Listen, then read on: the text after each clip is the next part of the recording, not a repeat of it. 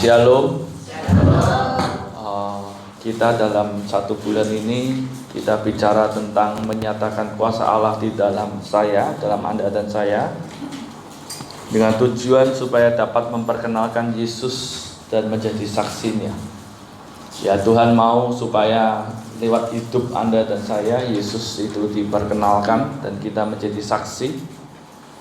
Mari kita baca terlebih dahulu ayat ini.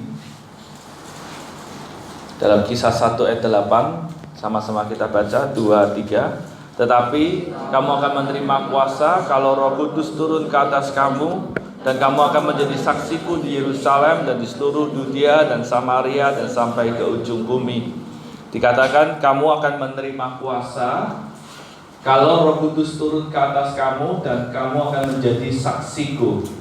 Jadi Tuhan itu berkata bahwa kamu akan menerima kuasa dengan syarat adanya Roh Kudus turun ke atas kita. Dan ketika Roh Kudus turun ke atas kita, maka Anda dan saya akan menjadi saksi Kristus. Saksi artinya hidup kita itu mengalami Kristus, hidup kita mengalami satu perubahan, dan pada akhirnya hidup kita bisa menjadi berkat bagi orang lain. Ya. Dan bagaimana supaya Roh Kudus itu bisa penuh dalam hidup kita? Dalam Yohanes 7 ayat 38-39 dikatakan, barang siapa percaya kepadaku seperti yang dikatakan oleh kitab suci, dari dalam hatinya mengalir aliran-aliran air hidup. Yang dimaksudkannya ialah roh yang akan diterima oleh mereka yang percaya kepadanya. Firman Tuhan jelas katakan, barang siapa percaya kepadaku seperti yang dikatakan oleh pendeta. Betul kan? Oleh apa? Oleh kitab suci. Ya, jadi Tuhan itu mau Anda dan saya percaya Yesus itu seperti yang dikatakan kitab suci. Ya, ini artinya apa? Anda dan saya itu percayanya itu bukan lagi dari apa kata orang, tapi Anda dan saya ini percayamu oleh karena kamu itu mengenal firman Tuhan, sehingga kamu benar-benar mempercayai itu sebagai satu kebenaran yang hidup dalam hidupmu. Jadi bukan lagi apa yang dikatakan oleh hamba Tuhan, apa yang dikatakan oleh orang. Yesus itu bagaimana sih? Oh, kata Pak Pendeta itu Yesus itu Tuhan dan Juru Selamat. Itu percayamu masih percaya yang awal. Ketika Anda sudah mulai percaya, Anda dan saya mesti belajar percayamu itu benar-benar bukan dari apa kata orang. Itu sebabnya kenapa kadang-kadang Tuhan izinkan masalah dalam hidup kita, supaya Anda itu bisa percayamu itu bukan dari apa kata orang. Nah, seringkali orang ini percayanya seperti apa yang dikatakan oleh orang. Yang terjadi adalah mudah kecewa, mudah sakit hati, sedikit-sedikit marah. Aku gak mau percaya lagi. Kenapa? Pak Pendeta ngecewain.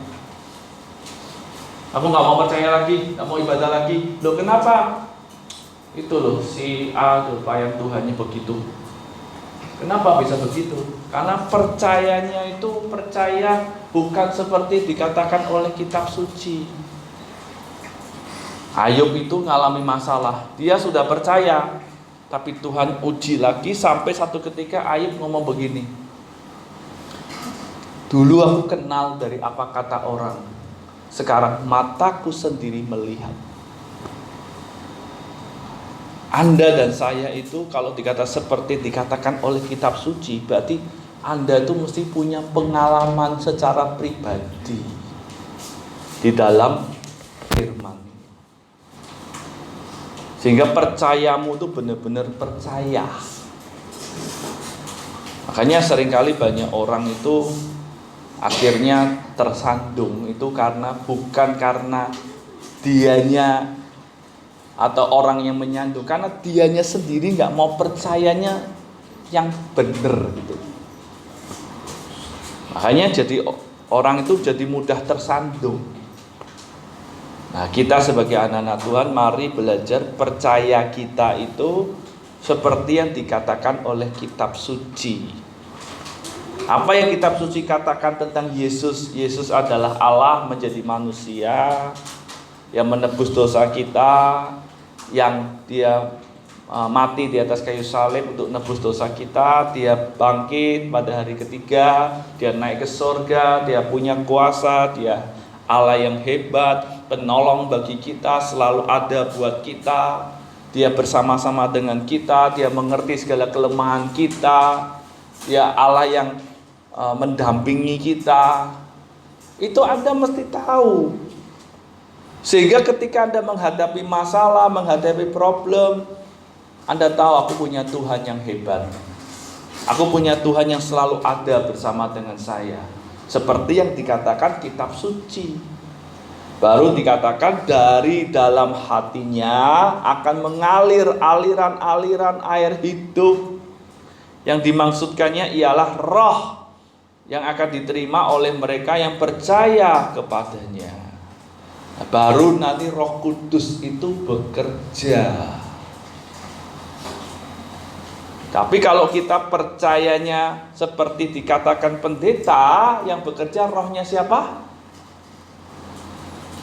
Bukan Roh Kudus, roh yang lain nanti.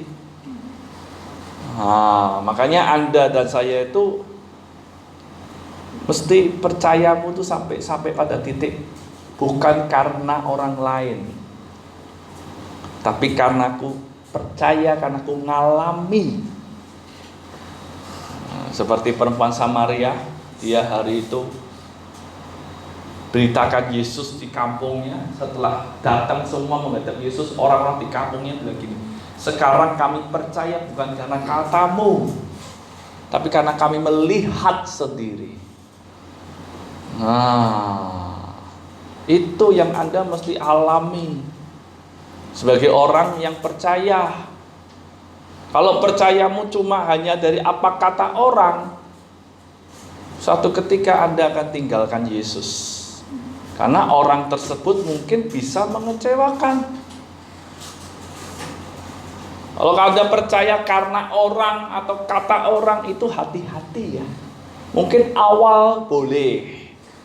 Ya, awal Anda perlu orang untuk nolong.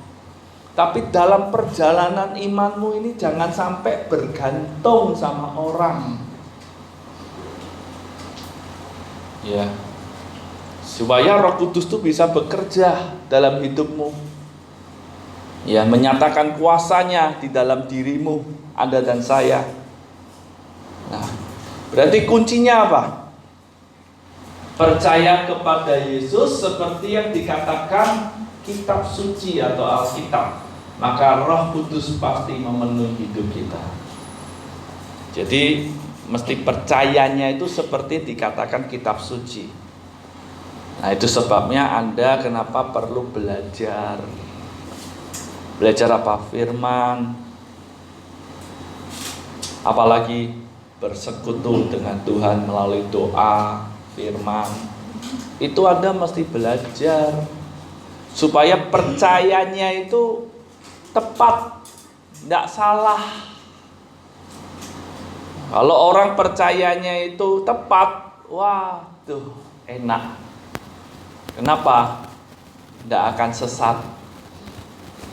Ya.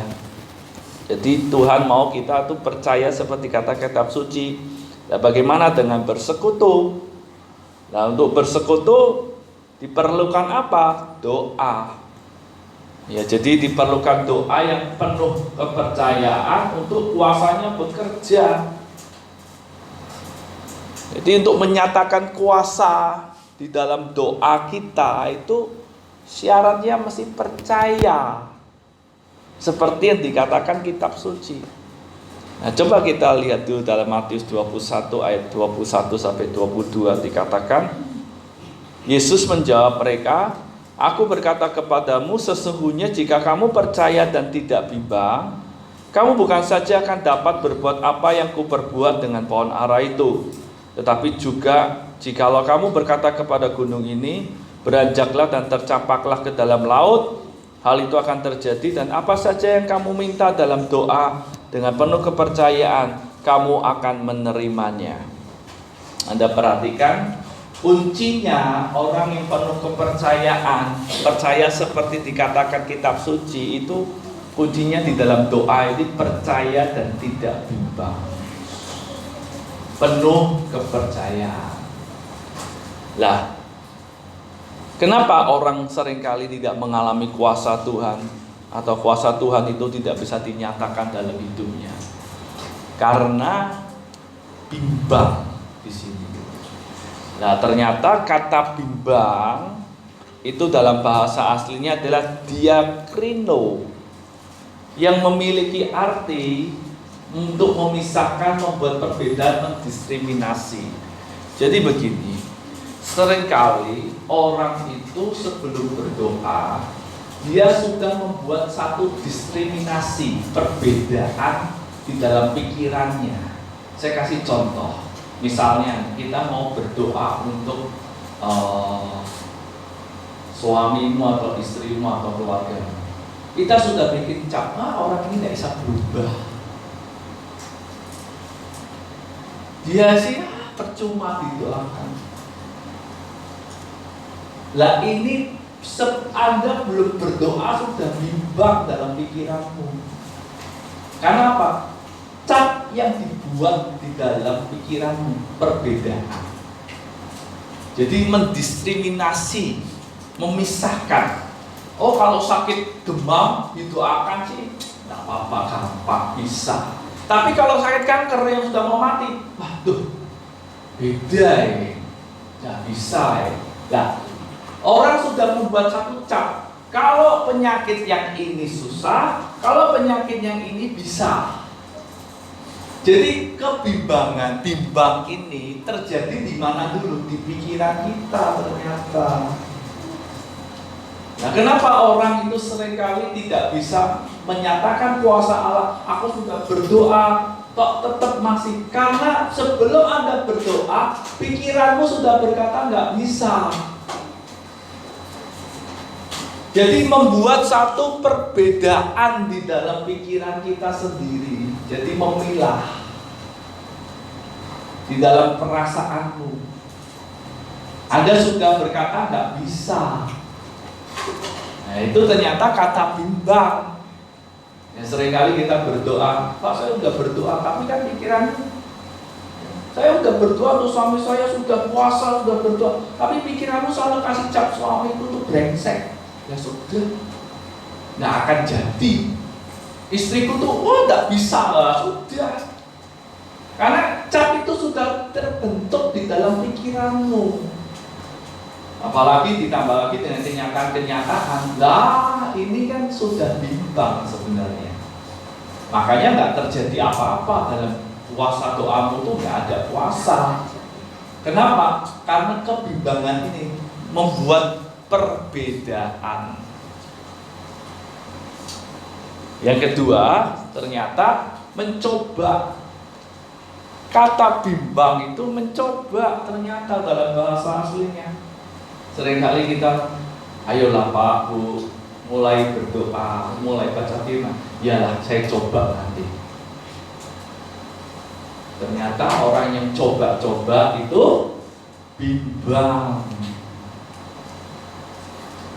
Makanya nggak ada hasil. Saya sudah coba 2 bulan loh Pak, saya sudah coba. Buktinya nggak ada hasil. Ya nggak ada, kamu bimbang. Kalau usaha coba-coba, nggak yakin. Apapun kalau yang coba-coba nggak yakin itu nggak berhasil. Nah, Tuhan ngomong gini, kalau kamu berdoa, kamu mesti penuh kepercayaan. Nah, banyak orang seringkali berdoanya bimbang, coba-coba, saya coba. Makanya tidak ada hasil. Kamu mesti yakin, percaya. Ya. Yang ketiga, untuk memisahkan diri dari dalam semangat bermusuhan, untuk menentang, berjuang dengan perselisihan, bersaing. Jadi memisahkan diri. Jadi awalnya dia semangat. Aku percaya 1 bulan, 2 bulan, 3 bulan mau nggak ada hasil kenyataan. mulai berkata berbeda, mulai dia bimbang. Dia tidak lagi punya semangat bermusuhan dengan dirinya. Jadi memisahkan diri dari semangat bermusuhan. Jadi malah setuju dengan kenyataan. Iya, percuma berdoa itu. Nah, itu ternyata bimbang. Sering ya kita berdoa begitu ya. Udah berdoa kenceng-kenceng, puasa kenceng-kenceng. 1 bulan, 2 bulan, 3 bulan, paling mentok 3 bulan. Waduh, kok bulan keempat kok tambah parah. Langsung awalnya 1 bulan, 2 bulan tambah parah. Dah, aku percaya Tuhanku dahsyat, haleluya. Wah. Bulan keempat kok itu ya, semangatnya mulai kendor, mulai memisahkan diri dalam semangat bermusuhan dengan dirinya, dengan kenyataan. Itu namanya bimbang. Dan Tuhan ngomong gak dapet yang begitu. Ya. Yang keempat, ragu-ragu. Bimbang itu ragu-ragu. Kita ini sebagai anak-anak Tuhan seringkali hal ini terjadi. Tuhan ngomong gini, kalau kamu bimbang, kamu tidak dapat apa-apa. Hanya dalam doa itu, kenapa Tuhan ngomong penuh kepercayaan. Anda mau menyatakan puasa, itu penuh kepercayaan. Kalau Anda nggak penuh kepercayaan, nggak bisa. Nah, percaya dan tidak bimbang atau penuh kepercayaan itu mesti dibangun. Jadi percaya dan tidak bimbang itu perlu dibangun sehingga penuh kepercayaan. Jadi untuk Anda dan saya itu mau percaya dan tidak bimbang sehingga penuh kepercayaan itu dibangun. Kalau Anda ngisi gelas kosong, ya harus diisi supaya penuh. Namanya penuh itu kan diisi. Nah, ternyata orang untuk bisa percaya dan tidak bimbang ini perlu dibangun melalui firman, pujian, dan penyembahan. Ini pentingnya kita itu membaca, merenungkan firman. Yang nggak bisa baca bagaimana? Mendengar, menyembah. Kayaknya ketika Anda mungkin melihat kenyataan mulai sulit, waktu aku nggak dijawab, Anda mulai menyembah. Selama ku menyembahmu, ku percaya bahwa mujizat masih terjadi. Mujizat belum terjadi loh. Iblisnya ngomong, belum terjadi, mana kamu menyembah? Tetap nyanyi. Selama kau besertaku, ku melihat ada mujizat setiap hari. Iblisnya ngomong lagi, mana? Nggak ada tuh. Mana kenyataannya? Suamimu tambah parah, istrimu tambah cerewet. Mana tidak ada pekerjaan. Tapi Anda mesti bangun.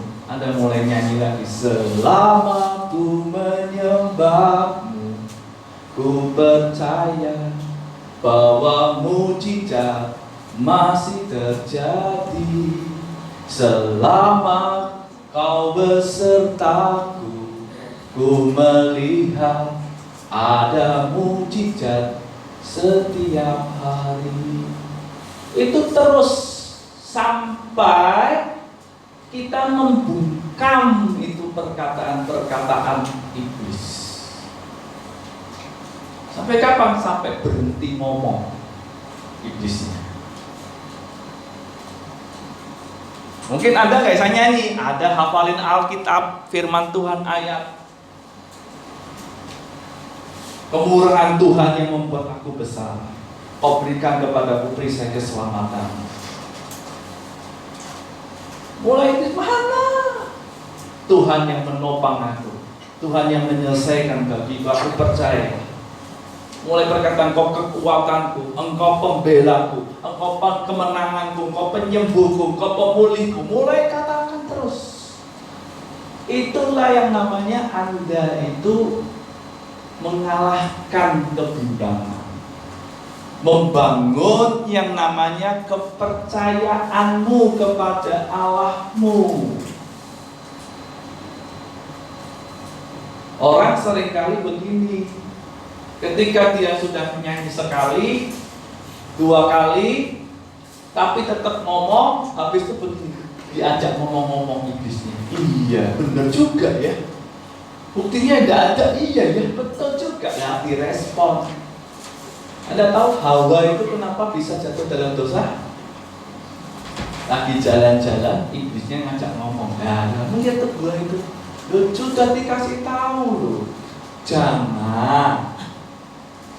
Tapi iblis diajak ngomong-ngomong. Makanya kita itu jangan sok hebat sama iblis. Aku pasti bisa kalahkan iblis, tidak mungkin tertipu. Dengar loh, iblis itu bapak segala dusta. Pengalamanmu berapa tahun? Iblis pengalamannya ribuan tahun. Mau ngalahkan yang ribuan tahun, maaf kata, tidak bisa. Tuhan Yesus ngalahkan iblis pakai apa?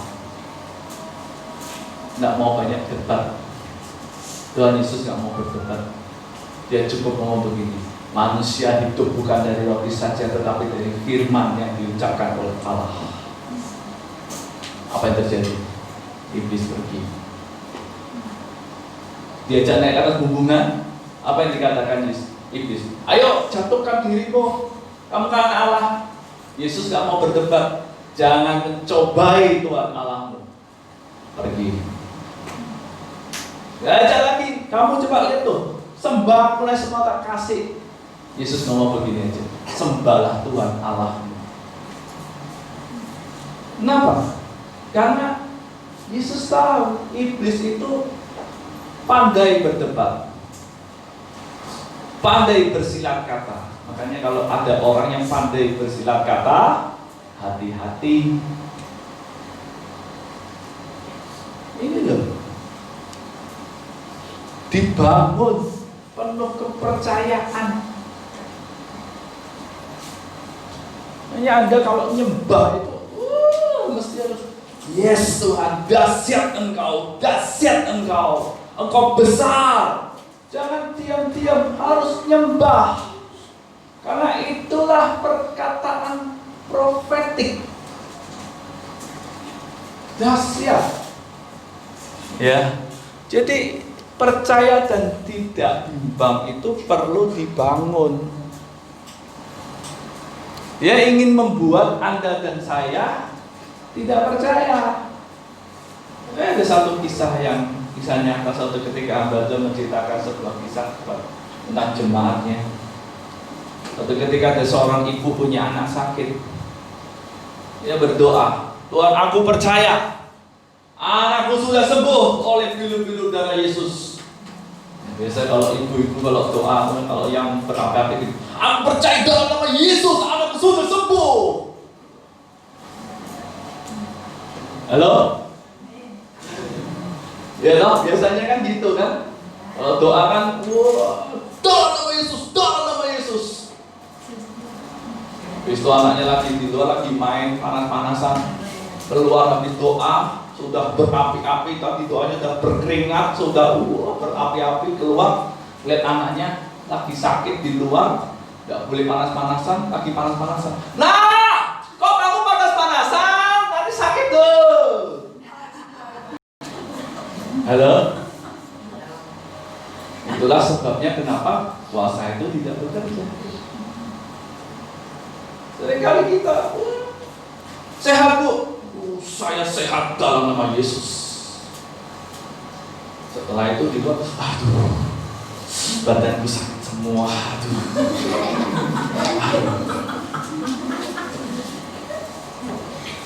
Kalau tanya bagaimana suaminya Bu, oh suamiku takut Tuhan Pak, puji Tuhan suamiku takut Tuhan. Tapi ngomel, aduh Pak suamiku Pak. Itulah yang menyebabkan iblis tertawa terbahak-bahak. Seperti tadi Bu Rosima tertawa.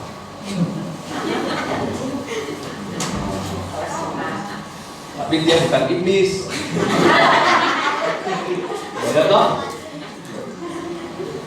Cuma tertawanya begitu, iblis tepuk tangan.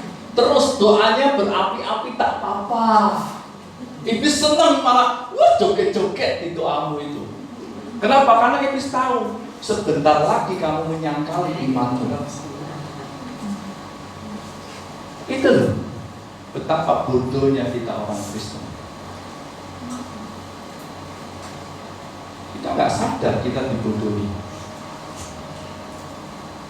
Anda jangan pikir ketika Anda berdoa terus iblis itu takut. Iblis tepuk tangan terus, doa terus sampai berbusa tak apa-apa.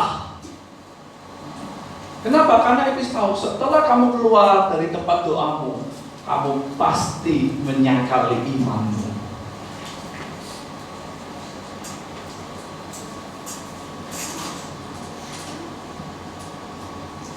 Dan iblis akan bertepuk tangan. Anda sadar nggak?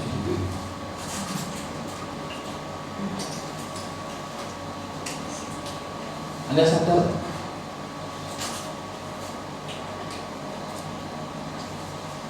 Hanya kita sebagai anak-anak Tuhan percaya itu mesti dibangun. Setiap waktu, setiap saat, bukan hanya waktu Anda berdoa di tempat tersembunyi, atau waktu engkau berhadapan dengan kenyataan. Waktu orang berkata gini, nggak mungkin. Kau berkata, diam, aku punya Tuhan yang hebat.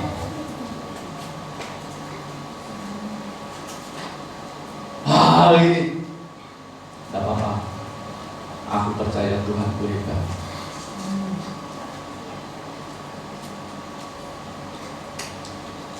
Mungkin orang menghina kamu.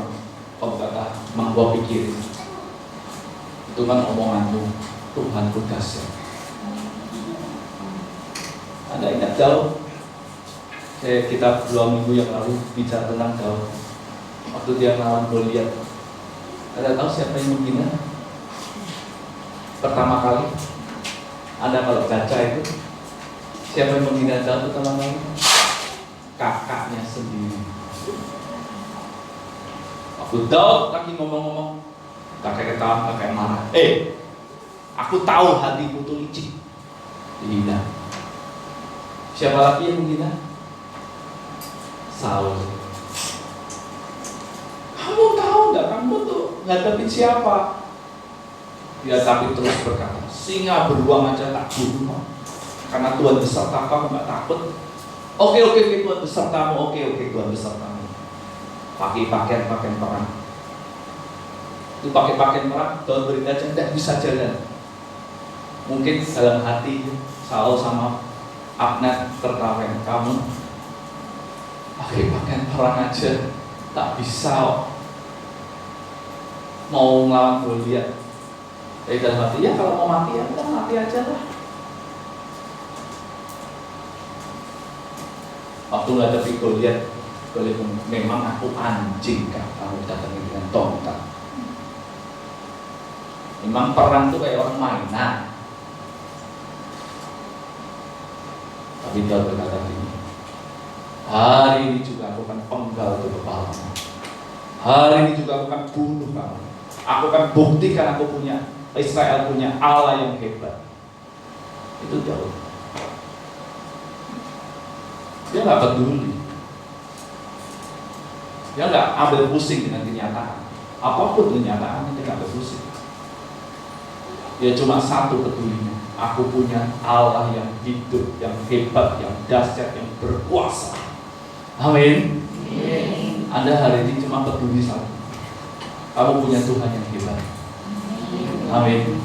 Tuhan yang maha kuasa, yang sanggup mengubah apapun itu. Yang buruk jadi baik, Tuhan bisa ubah. Walaupun orang berkata nggak mungkin, nggak bisa, kamu mesti percaya. Aku punya Tuhan yang hebat. yang bisa memberikan masa depan yang hebat.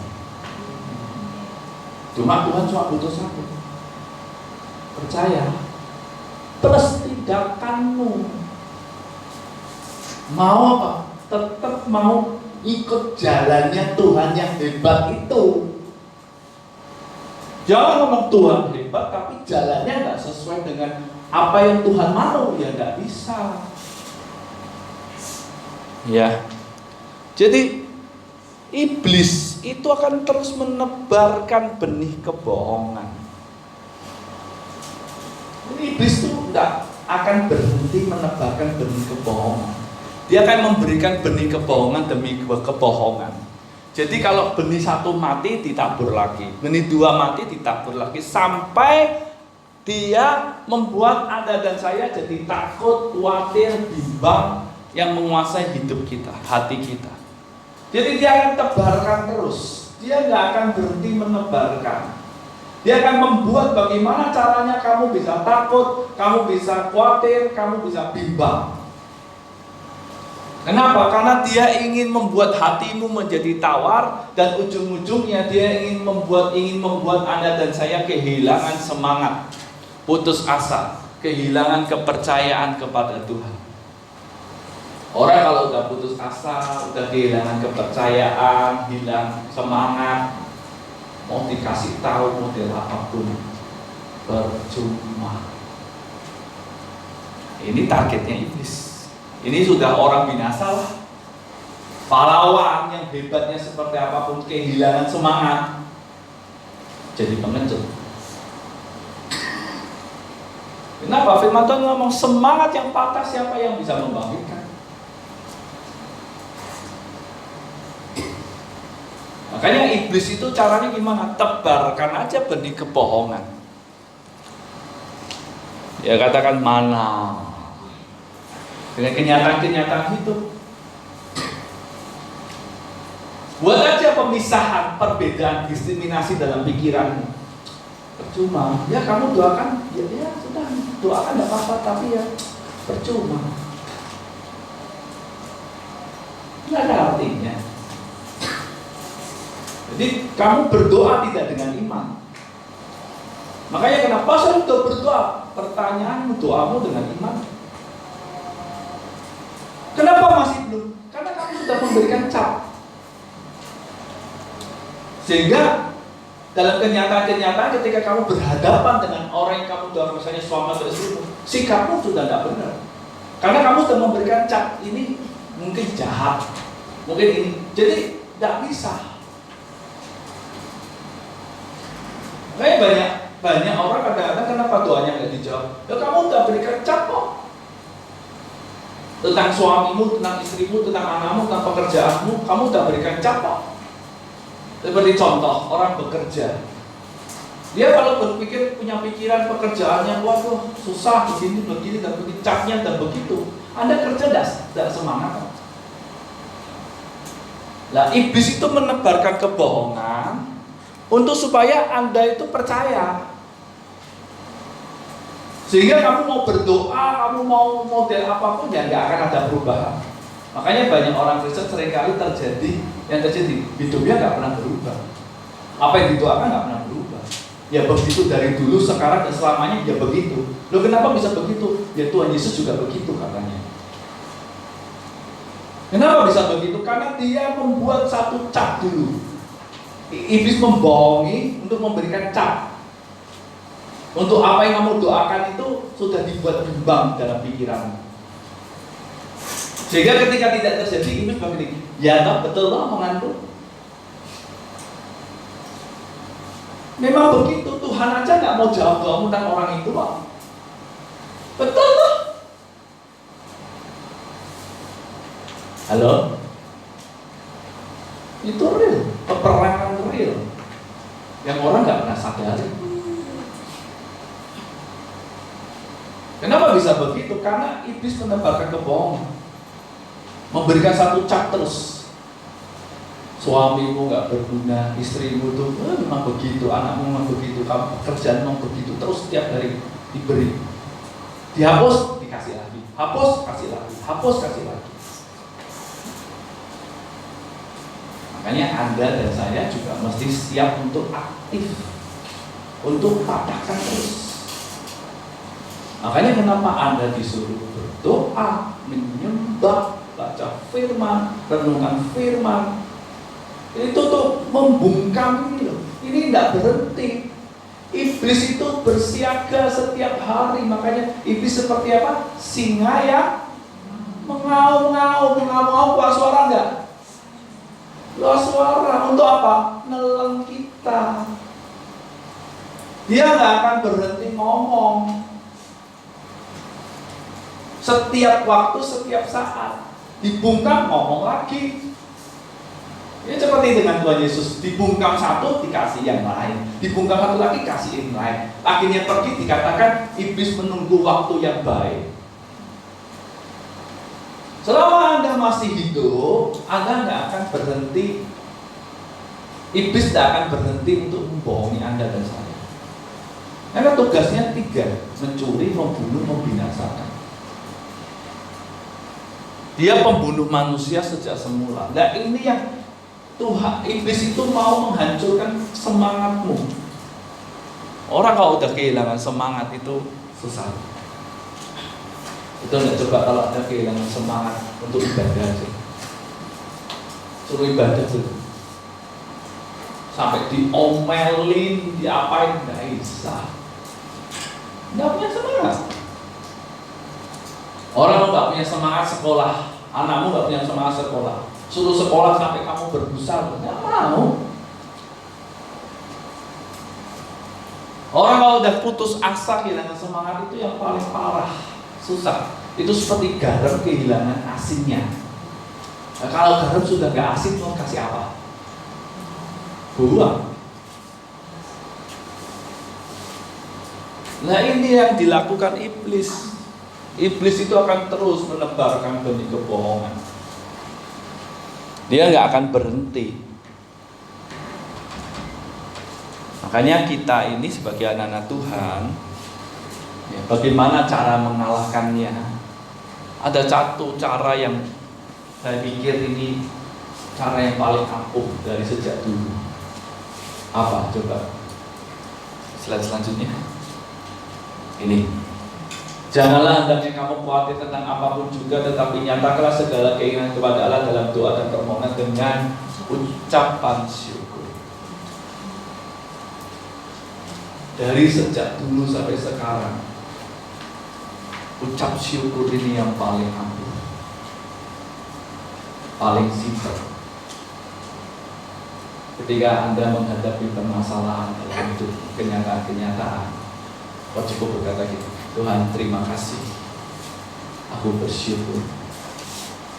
Itu lupa mau nyanyi apa. Orang kalau dalam masalah kan mau nyanyi lupa ya. Nyanyi apa ya? Bingung. Betul nggak? Mau baca Alkitab. Lebih-lebih lagi orang punya masalah ambil Alkitab dulu, nggak mungkin. Apa yang dilakukan? Bersyukur.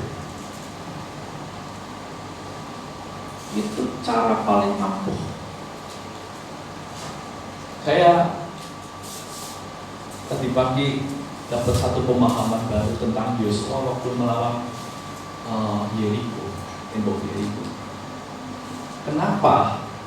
Waktu orang Israel melawan Yeriko, disuruh milih Yeriko, nggak boleh ngomong, nggak boleh, pokoknya nggak boleh keluar suara. Kenapa? Ternyata saya dikasih hikmah Tuhan itu mau membangun kepercayaannya orang Israel kepada Dia dengan cara begini, diam, tidak boleh ngomong dulu, apapun itu tidak boleh ngomong. Ternyata orang itu, kalau kita ini dalam kondisi misalnya masalah ngomong, itu ternyata kita ini sebagai orang percaya ketika kita ngomel, kita sedang setuju dengan iblis. Dengar ya, waktu Anda ngomel, waktu Anda bersungut-sungut, itu berarti Anda setuju dengan iblis.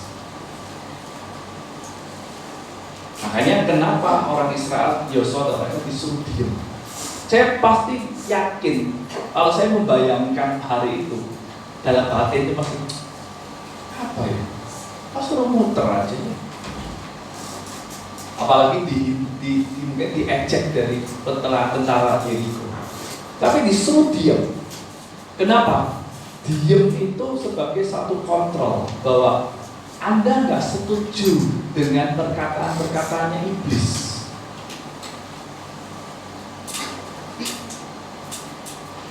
Nah, di hari yang terakhir mereka disuruh bersorak, dan ketika mereka bersorak kuasa itu bekerja. Kenapa? Karena iman mereka dibangun. Nah, sekarang kalau Anda tidak tahan diam gimana? Paulus memberikan satu cara, mengucap syukur.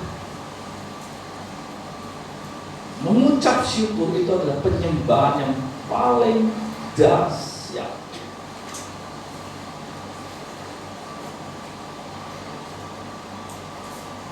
Kadang-kadang ini diremehkan.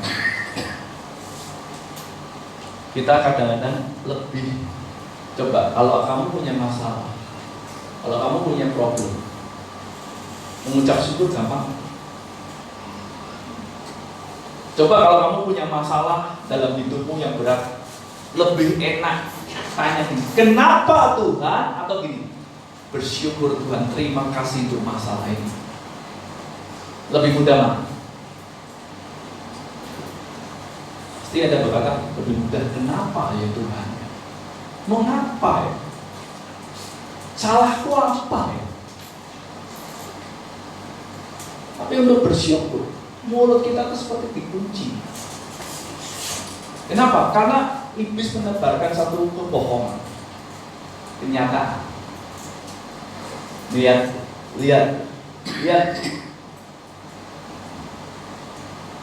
Kenapa? Iblis tahu kalau Anda bersyukur, maka Anda akan dikuasai oleh damai sejahtera ini. Dan ini dahsyat. Ini powerful, dahsyat sekali, penuh kuasa. Karena apa? Ketika damai sejahtera ini menguasai hati dan pikiranmu, maka iblis tidak akan bisa menebarkan yang namanya ketakutan, kekhawatiran. Tidak akan bisa menawarkan hatimu. Saya waktu itu ikut sebuah seminar tentang mengucap syukur. Ada hamba Tuhan hari itu dia cerita, ada satu komsel.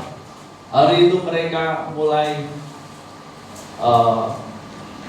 bercerita, bersaksi, mereka mulai bersyukur. Teman-teman komselnya semuanya bersyukurnya yang baik-baik.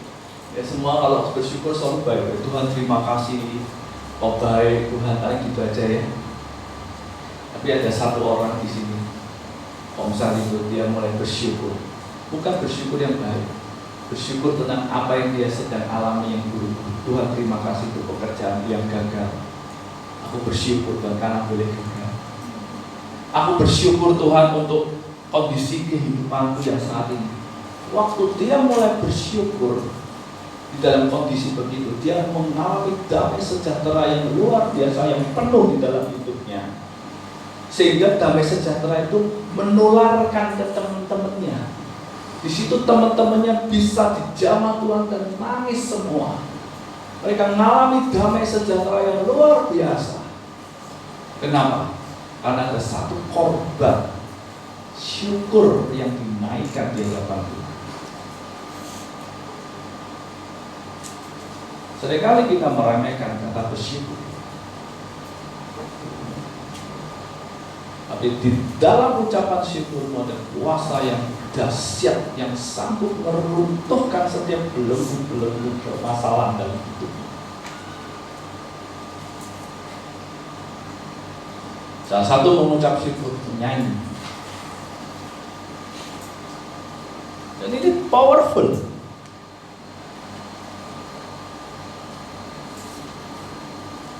Makanya kita ini sebagai anak-anak Tuhan itu jangan pernah ketika nyembah, apalagi kita bersama-sama. Anda kalau di rumah mau nyembah apa? Nyanyi, mungkin sama berisik. Nggak bisa bebas tuh.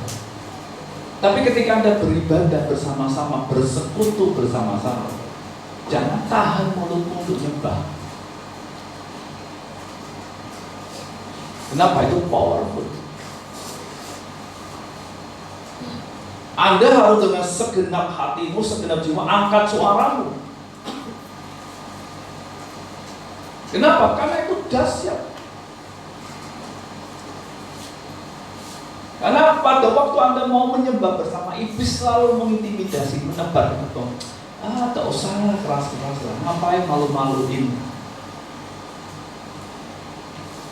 Iblis berusaha untuk membungkam mulutmu, karena iblis tahu di dalam perkataan mulutmu profetik, ketika kau memberkati hidupmu, ketika kau bersyukur dengan hidupmu untuk masalahmu, itu powerful, dahsyat sekali. Dan banyak anak Tuhan kadang nggak ngerti. Nah, saya selalu katakan penyembahan itu bukan soal musik. Penyembahan adalah soal hati dan mulutmu. Itu yang kamu menaikkan itu di hadapan Tuhan.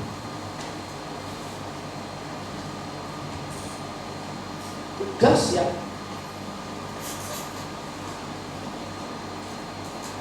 Tapi seringkali orang enggan untuk ngomong.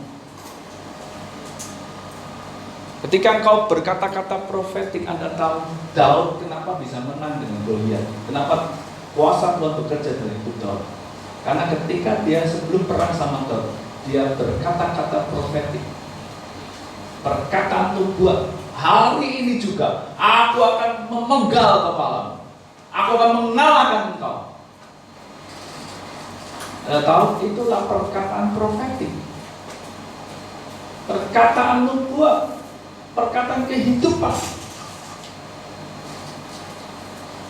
Saya nggak peduli bagaimana hidupmu. Kamu mesti peduli, aku punya Tuhan yang dahsyat, Tuhan yang memberkati hidupku, Tuhan yang memulihkan hidupku. Mungkin kau datang dengan sakit, kau berkata Tuhan yang menyembuhkan hidupku, tubuhku. Lalu apa? Penyembahan itu perkataan profetik. Dan Anda tahu, waktu Anda berkata-kata, itu peperangan roh. Ada satu peperangan roh yang dimana kau memenangkan peperangan melalui perkataan profetikmu, perkataan di dalam imanmu. Sehingga ketika kau bertindak, kuasa Tuhan menyertai. Makanya segala sesuatu selalu terjadi di mana? Alam roh. Alam roh Anda menangkan, alam nyata mesti menang. Nah, ini yang kadang kita sebagai umat Tuhan tidak ngerti. Ucapan syukur, ketika Anda mengucap syukur, itu peperangan rohani. Anda cuma kalau terima kasih Tuhan Yesus, haleluya. Anda tahu, ada satu hamba Tuhan, dia waktu itu dikasih penglihatan. Ketika dia ngomong haleluya, alam roh itu berkata dahsyat perkataan kita. Tapi seberapa banyak di antara kita yang mau menggunakan, lebih suka digunakan untuk ngeluh, ngomel, bersungut-sungut. Artinya lebih setuju dengan iblis daripada dengan Tuhan.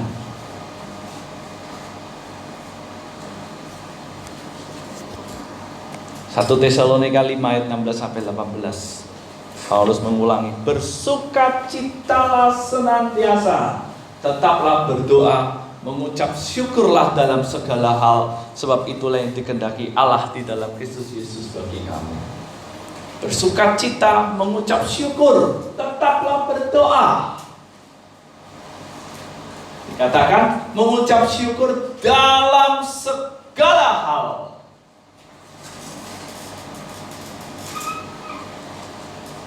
Artinya Tuhan mau kita itu bersyukur.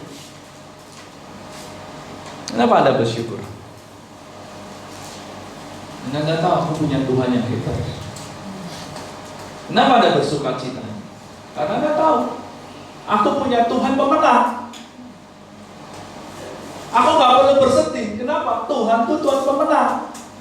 Loh, kenyataannya begitu. Kenyataan itu bisa berubah. Hari ini A, besok bisa B. Kenapa kita harus menggantungkan percaya kita kepada kenyataan yang bisa berubah-berubah? Hari ini orang sakit bisa sembuh. Hari ini panas, besok bisa hujan. Pagi tadi panas, ini sudah mendung. Itulah kenyataan. Suamimu berkata, oh kenyataan itu bisa berubah. Jangan kasih cap. Oh, masa depanmu bisa berubah. Jangan kasih cap dengan dirimu. Jangan berikan cap. Berhenti untuk mencap dirimu sendiri. Berkati dirimu. Berhenti untuk mengutuk. Berkati dirimu. Berkati keluargamu. Kau mesti berkata, Tuhan sanggup dan bisa. Aku mesti melihat seperti Tuhan melihat. Nah, itu yang Tuhan mau. Sehingga kita bisa bersuka cita, kita tetap bisa berdoa, kita bisa mengucap syukur. Ketika itu dinaikkan dahsyat. Amin. Saya rindu setiap kita, mari. Saya tahu peperangan kita itu bukan di sini. Peperangan Anda itu nanti di luar sana. Tapi kita menangkan dulu di sini. Amin. Amin. Kita bungkam dulu di sini. Jika ketika keluar kita bisa punya kekuatan untuk mengalahkan. Saya tidak tahu Anda menghadapi permasalahan apa. Mungkin Anda datang dengan permasalahan, dengan sakit, dengan apapun. Tapi saya percaya satu, Tuhan Yesus kita adalah Tuhan yang maha kuasa, maha dahsyat, maha hebat. Amin. Mari kita datang kepada Tuhan.